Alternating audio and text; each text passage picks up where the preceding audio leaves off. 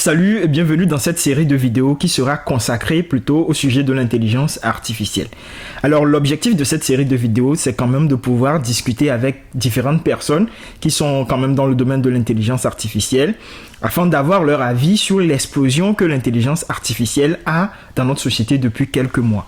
Alors aujourd'hui, j'ai cette chance d'avoir sur ce plateau Cynthia Folly qui a un très long parcours avec assez d'expérience, je dois dire. On a vraiment, bien évidemment. Je commence d'abord par ces 3 années où tu as fait un bachelor dans le domaine du développement d'applications. Et par après, aujourd'hui, tu es en France et tu es alternante dans le domaine de la data, de la gestion de projet, et tu as aussi en fin de formation master en informatique, spécialité data et intelligence artificielle. Alors je pense que je vais m'arrêter là-bas parce que je sais qu'il y a énormément de choses à dire pour le moment on s'arrête là-bas. Alors bienvenue Cynthia sur ce plateau. Merci Junior, merci pour cette invitation. Merci de m'avoir invité en tant que la première personne à passer sur cette série de vidéos consacrée à l'intelligence artificielle. Effectivement, c'est un sujet qui fait couler beaucoup d'encre depuis quelques mois, surtout avec l'avènement de ChatGPT, qui a fait beaucoup parler plein de gens de différents domaines, que ce soit de l'IT ou non, sur les réseaux sociaux et sur les blogs, sur les magazines et tout ça. J'espère que ça serait intéressant d'en parler. Justement, je l'espère aussi. Alors, bien évidemment, avant de te retourner la toute première question de cette série, j'aimerais quand même donner un peu mon avis sur ce que c'est que l'intelligence artificielle. Pas la définition, mais du moins, la perception que j'ai du truc aujourd'hui, c'est que l'intelligence artificielle en soi, aujourd'hui, c'est quelque chose qui est assez excitant à la fois si on voit tout ce qu'on peut faire avec. Mais moi, personnellement, j'ai quand même une peur de tout ce que justement on peut faire avec encore. Je le trouve aujourd'hui comme un couteau qui peut être utilisé à de bons qui peut être utilisé à de bons fins comme à de mauvais escients en fait. Alors je pense que Bon, comme je te le disais tout de suite dans une discussion, pour moi, l'intelligence artificielle, c'est comme toutes les autres technologies qui ont été développées depuis l'avènement des technologies, bien sûr. Par exemple, je te disais que l'Internet, le but, c'était pas... le but de l'Internet, c'est pas ce qu'on a aujourd'hui. Le but, c'est de favoriser la vie de l'homme, c'est d'alléger les tâches, de faire plus vite ce que nous avons l'habitude de faire, ou même de faire que les machines, les IA fassent ce que nous faisons de manière redondante pour que nous puissions avoir le temps de faire autre chose et tout ça. Mais comme toutes les autres technologies, le but est tout le temps déplacé, déformé, utilisé à une autre fin. Internet, c'était pour que les gens puissent communiquer, échanger des infos, mais aujourd'hui, il y a les cyberattaques, les cyberharcèlements, la cybercriminalité, les arnaques qui passent par Internet, c'est par des milliers. Donc, l'IA, c'est bien, mais ça peut aussi être une bombe à retardement, ça peut partir dans tous les sens. Donc c'est mon point de vue, c'est à nous de savoir comment l'utiliser, mais en même temps, nous tous, tout le monde n'est pas bienveillant, quoi. Effectivement, tu vois, j'ai un peu suivi ta définition, ta façon de percevoir le truc actuellement, mais je pense qu'à quelque part, ce qui fait plus peur aux utilisateurs aujourd'hui, c'est que nous sommes en train de simuler une intelligence artificielle. Du coup, nous sommes en train de simuler en fait l'aspect cognitif de l'homme auprès d'une machine pour l'automatiser à prendre des décisions lui-même. Je sais pas si tu vois. Du coup, ça veut dire en quelque sorte que ces machines aujourd'hui sont capables de faire des trucs ou bien de performer des tâches sans notre autorisation. Je pense que c'est sur cet aspect plutôt que ça fait beaucoup plus peur aux utilisateurs parce que c'est pas justement un individu qui sera derrière pour pouvoir attaquer une autre personne, mais c'est cette machine lui-même qui va prendre la décision, ou bien l'initiative justement de causer d'autres problèmes à d'autres utilisateurs. Pour en dire vrai, c'est un peu...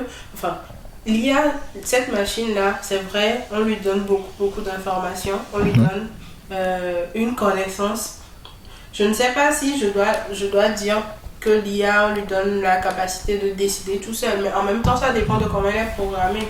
C'est comme toutes les machines, si tu lui dis dans 5 minutes, fais ci, ou bien par exemple tu lui dis, par exemple on dit qu'il pleut, et que si tu vois que le ciel est gris, mets un parapluie. L'IA, si tu le programmes de cette manière, tu lui donnes la capacité de reconnaître un ciel gris.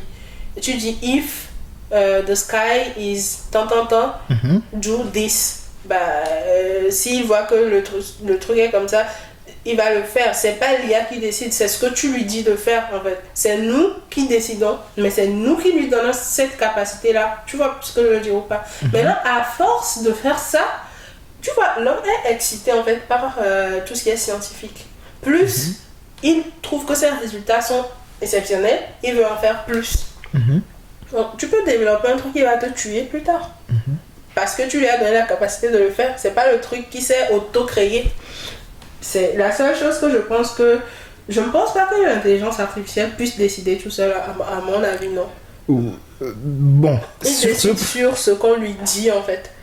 Ouais, ok, ce que tu dis, c'est pas faux, mais justement, est-ce que ça veut dire qu'aujourd'hui, bien évidemment, aux États-Unis, juste pour la petite histoire, il y a quand même une intelligence artificielle qui a été mise en place dans un hôpital, et l'objectif, c'est qu'une fois qu'un individu traverse, en gros, une zone donnée, l'intelligence artificielle détecte un peu les tests qu'il faut pouvoir faire à cette personne, tu vois, dans le domaine médical. Mais on se rend compte qu'au final, cette intelligence artificielle, justement, est source de discrimination par rapport aux Noirs.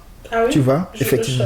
Je connaissais voilà. Et non seulement ça, il y a aussi un problème avec Amazon sur le développement d'une intelligence artificielle qui sera chargée du recrutement, mais quand on a des biais de sexisme en fait, qui préfère plus, qui a plus de préférence sur les hommes que sur les femmes. Tu vois, ce sont aujourd'hui quand même des, je vais dire des inconvénients de l'intelligence artificielle, dans la mesure où ils sont capables de prendre des décisions. Justement, c'est là où c'est la même chose que qu'on disait en fait. Si l'intelligence artificielle fait du sexisme, ou même si ça fait de la discrimination raciale, c'est le créateur qu'il faut blâmer. Je ne pense pas que l'IA s'est auto-créée. C'est ce que je dis en fait. Le programme que tu lui donnes, en fait, ça te sort exactement ce que tu mets en fait. Oui, en fait, tu vois, c'est ce qui rend le truc intéressant. Est-ce que, on va dire que l'hôpital vraiment a programmé cette intelligence artificielle pour que ça soit raciste, ou bien l'hôpital a peut-être c'est les données en quelque sorte qui ont créé en fait cet inconvénient là.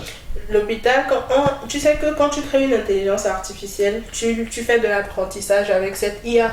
Tu lui donnes une panoplie d'informations qui va constituer sa connaissance de base.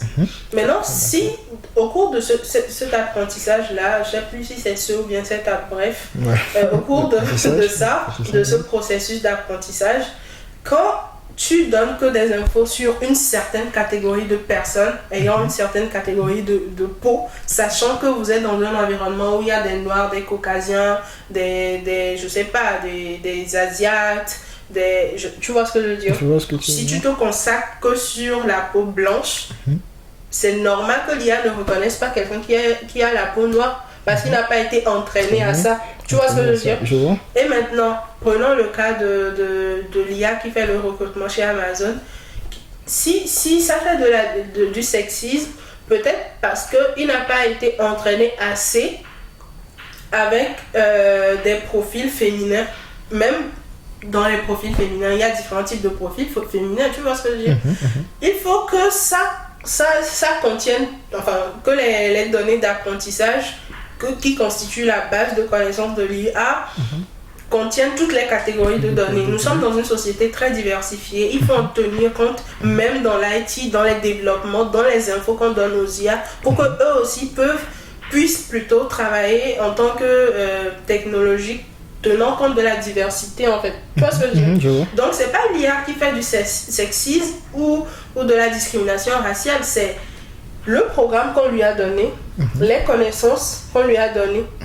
C'est pas lui qui se donne ses propres connaissances. En même temps, on disait un truc aujourd'hui, avant de commencer l'enregistrement, qui est que les IA peuvent se partager des infos. Donc, il y a un phénomène, je vais pas dans le détail, mais pour ne pas dire de bêtises, mais une IA lambda qui a une info Y peut communiquer à une IA gamma cette info Y. Donc, ça leur permet d'avoir une base de connaissances plus élargie. Donc, imagine que toutes les IA qui font ce même rôle de test pour les personnes et qui font de la discrimination. Cette IA-là, s'il y a d'autres IA qui font pareil, ils se partagent des infos et tout, mais si